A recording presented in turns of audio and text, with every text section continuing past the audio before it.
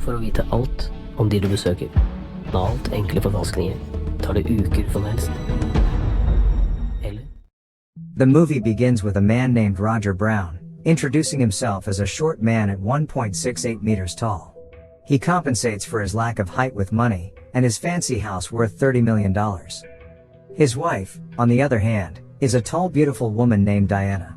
She believes that Roger is a wealthy man who received a large inheritance from his parents, but the truth is far from that. Diana desperately wants to have a baby with him, but if there's one thing in life that Roger doesn't want, it's to have a baby with her. He then drops Diana to her art gallery, and here we learn that Roger often feels threatened that his hot wife can leave him for a better looking man, especially one who is taller than 1.68 meters, so he gifts her with expensive gifts in an effort to keep her happy. After dropping his wife off, Roger goes to see his side chick, Lotta.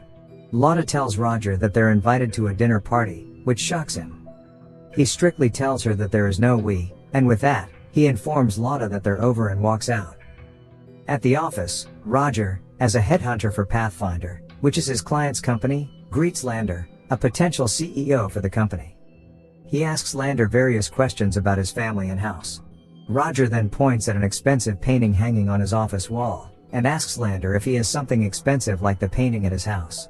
When Lander reveals that he does in fact have a painting that's worth millions, Roger assures him that his position is guaranteed if he follows his instructions. After his interview with Lander, Roger's accountant tells him that he might go bankrupt because he spends too much on his wife, especially on her art gallery. He then proceeds to call Ove, his friend who works at the surveillance company. He tells him about Lander's details, and once Ove has all the details required, Roger ends the call and makes a drive to Lander's place. Here, the truth about Roger's side job comes out. He is a thief who steals valuable paintings, and is always on the lookout for someone who's in possession of an expensive painting. As Roger infiltrates the house, and replaces the original painting with a dupe, Ove deactivates the cameras and security around Lander's house. With the successful heist, Roger makes it to Diana's gallery's opening. Diana tells Roger that she wants him to meet an interesting person that she met. She then introduces him to a handsome and tall man named Klaus Greve, whom Roger is immediately intimidated by. Klaus tells Roger that he has recently retired as the CEO of a tech company called Hote, which specializes in GPS tracking. Hearing this, Roger finds Klaus as a suitable candidate for the position at Pathfinder. Even though Hote is Pathfinder's rival, he tells Klaus to meet up with him for further conversation. With the event wrapped up, Diana discloses to Roger that Klaus has asked her to authenticate a lost Rubens painting that he inherited. Roger's ears instantly perk up upon the information as he inquires about the worth of the painting. Once he learns that the painting could be tens or even hundreds of millions worth, Roger feels that stealing this painting can solve his recent financial struggles, so he calls Ove and sets up the meeting to discuss their next heist. The next morning, Diana asks Roger if he's ready to start a real family, since Roger has declined Diana's request for 7 years. Roger angrily tells her that if she keeps bugging him about having kids, they won't have any in the next 7 years. Upon looking at Diana's face, Roger immediately regrets his words. When Roger meets up with Ove, Ove expresses his reluctance to do the job, and Roger learns that Ove wants to spend time with a Russian prostitute instead of working with him. We learn that Ove has a dirty plan with his colleagues, that he has installed a secret camera in his bedroom, and that his girl will be streamed live for the pleasure of his colleagues. Hearing this, Roger tries to persuade Ove by telling him that he'll be left with millions if they manage to get the painting, and so, Ove agrees. Roger then meets with Klaus in the restaurant, where he tries his usual tactics to get information out of Klaus. Klaus then invites Roger to play squash, and here Klaus tells Roger that he's divorced, but at least he has a dog. Roger then notices old scars on his back, so Klaus reveals that he received those scars after being recruited in the military's special division that tracks missing people using microscopic transmitters, a nanotechnology that came from Hote. That night, Roger does some research and finds that Klaus has tracked down some serious criminals. Even though it might be risky to steal from someone with that kind of background, he still goes ahead with his plan. With the arrival of a new day, Roger breaks into Klaus' apartment and steals the painting, before he quickly swaps it with a counterfeit. Once the deed is done, he stops by the window to see a group of kids playing outside. He smiles and decides to ring Diana. But to his surprise,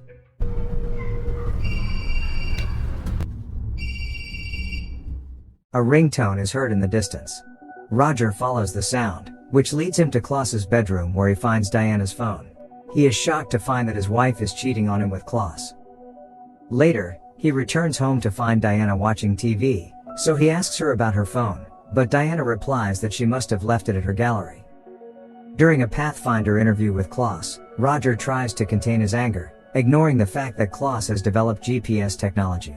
It is a gel containing hundreds of transmitters per milliliter that can stick to anything, but Roger can't pay attention because he can't stop thinking about his wife and Klaus. Despite the job interview going well, Roger is so upset that he tells Klaus there's no guarantee that he'll recommend Roger for the position. While driving away, Roger is stopped by Lotta, who acts desperate, getting all over Roger, but he quickly pushes her away and asks her to never contact him again. Later, Roger tells Diana about his meeting with Klaus and Pathfinder, and tells her that he is going to make sure that Klaus doesn't land a job in Norway. Here Diana's face shows signs of panic, and Roger asks her right away if she found her phone, to which Diana says that she found it in the gallery.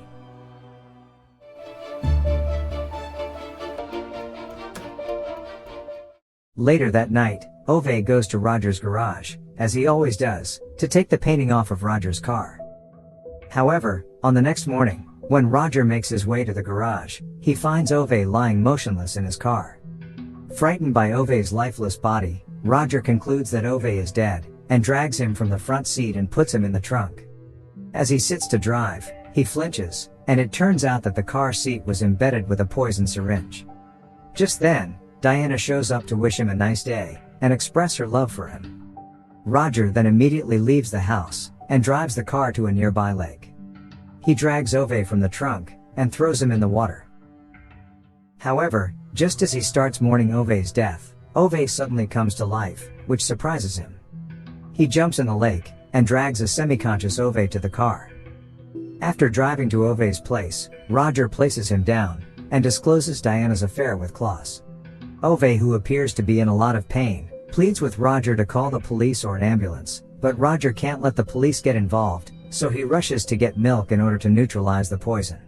But when he opens the fridge, Roger finds Ove's gun, and then he finds Ove with a gun in his hand, telling Roger to call the ambulance. Roger tries to calm him down, but when Ove opens fire on him, he ends up using the gun on Ove. After coming to terms with Ove's death, he gets out of the house, and suddenly sees Klaus.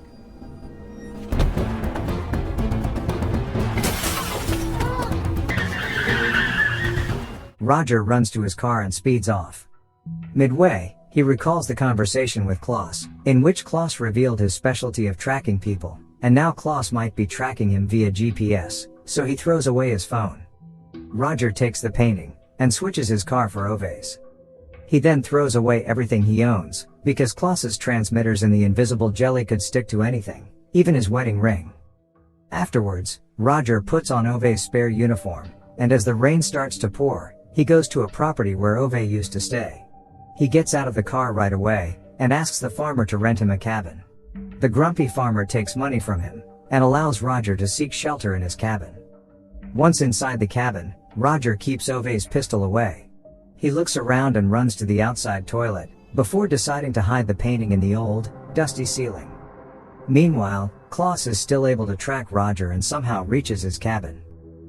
After talking with the farmer, he walks inside, and takes away Ove's gun. Once the painting is secured, Roger is surprised to see Klaus, who has brought his dog along. With nowhere to run, Roger takes no chances and gets inside the toilet pit. When Klaus finds no traces of Roger, he ends up leaving in dejection. After making sure the coast is clear, Roger immediately gets outside and runs for his car, covered in muck. But when he gets to the car, we learn that Klaus has disabled the vehicle to prevent Roger's escape. Out of options, Roger decides to use the tractor instead, and tiptoe his way inside the farmer's house. While trying to find keys, he finds that Klaus has killed the farmer.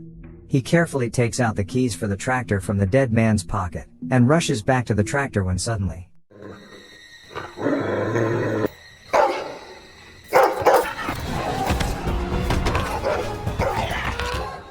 he's attacked by Klaus's dog. A fight ensues between him and the hound, which ends fatal for the dog. Roger then takes off with the tractor, and while driving in the middle of the road, He sees a car following after him. He tries to dodge the car, but ends up losing balance of the vehicle. The car comes to a halt, and it turns out to be a stranger. He rushes to check on Roger and finds him unconscious, covered in foul-smelling shit. When Roger opens his eyes, he finds himself in a hospital bed. He winces and goes to check his surroundings when he sees Klaus's car parked outside. Panicked, Roger tries to escape, and he finds the police officers distracted, so he starts running in the corridor. Unfortunately, 2 officers appear from the other end of the hallway, blocking Roger's path. One of the officers states that he's a suspect in the farmer's death, and when the cop suddenly asks Roger if his name is Ove, Roger lies and says yes. The cops then take him under their custody, and they tell Roger to confess as they found his car parked outside the farmer's residence. Just then, the cops spot a truck that has been reported stolen. The driving cop stops the car, and steps out to inquire about the incoming truck. But seeing the truck speeding towards his way, Roger's mind takes him back to the meeting with Klaus where he stated that he has come up with a hair transmitter gel. Roger also recalls the moment when Diana ruffled through his hair. It is at this moment when Roger realizes that this was how Klaus has been able to track him everywhere, and that the truck is going to crush them alive. His desperate pleas get ignored by the cops, and as expected, the truck rams the car off the cliff.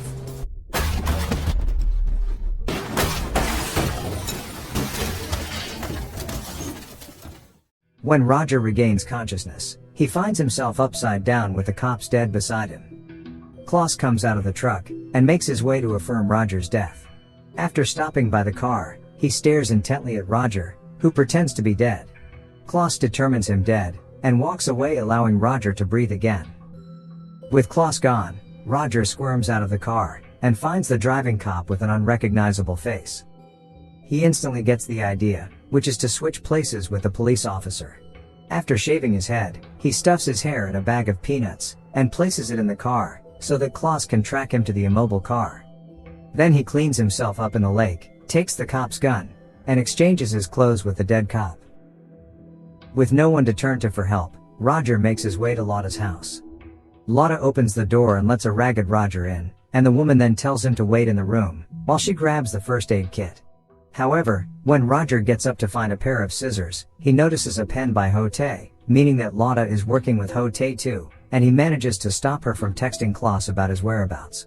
He then forces Lotta to talk, and here we learn that Klaus still works for Hote, and has been assigned a mission to steal Pathfinder's latest GPS technology. Plus, Klaus wants to kill Roger because he ruined his prospects of getting the job at Pathfinder. He initially hired Lotta, but after Roger ended the affair, Klaus approached Diana and told her a lie about a fake painting, so she could introduce him to Roger. She also says that she has put transmitters in Roger's hair before, which means it wasn't Diana. Lotta doesn't know if Diana is involved, and asks him to get her a glass of water. But just when Roger turns his back to her, Lotta attacks him with a knife. After an intense fight, Roger manages to shoot Lotta dead. He then makes his way home, and tells Diana the truth about his past, and everything that has happened ever since they met Klaus. Diana apologizes to him and says that she only slept with Klaus once, and it was because she was hurt by their fight about having a child. After hearing everything from Roger, Diana tends to his wounds, and asks if he loved Lotta. Roger sincerely tells her that he never loved her. Diana then calls him stupid for stealing art, and getting her things she didn't need. And so, Roger finally reveals that ever since he met her, he has been scared that she will leave him one day, which is why he stole all the valuable paintings to keep her happy. He further goes on to say that he was scared to give her a child, which she would love more than him. After hearing Roger's confession, Diana takes him in her embrace. The next morning, Roger bids her goodbye, and not long after he leaves, Diana texts Klaus that she wants to meet him. Roger, on the other hand, makes his way to the hospital. There, he sneaks inside the forensic science department and tampers with the evidence. When the police arrive, they find the bag of peanuts with Roger's hair missing. Meanwhile, Diana goes to Klaus's apartment to resume her affair, while Roger goes to Ove's place to clean up the crime scene. After carefully removing his fingerprints, he sits down on Ove's bed.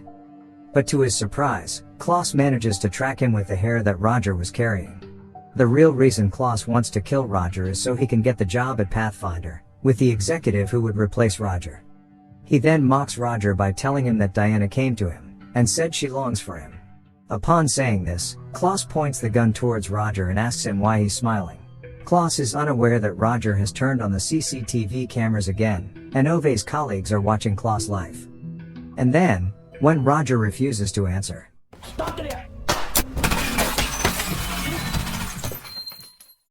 as Klaus falls down, Roger tells him that he was smiling because Klaus just proved Diana's love to him.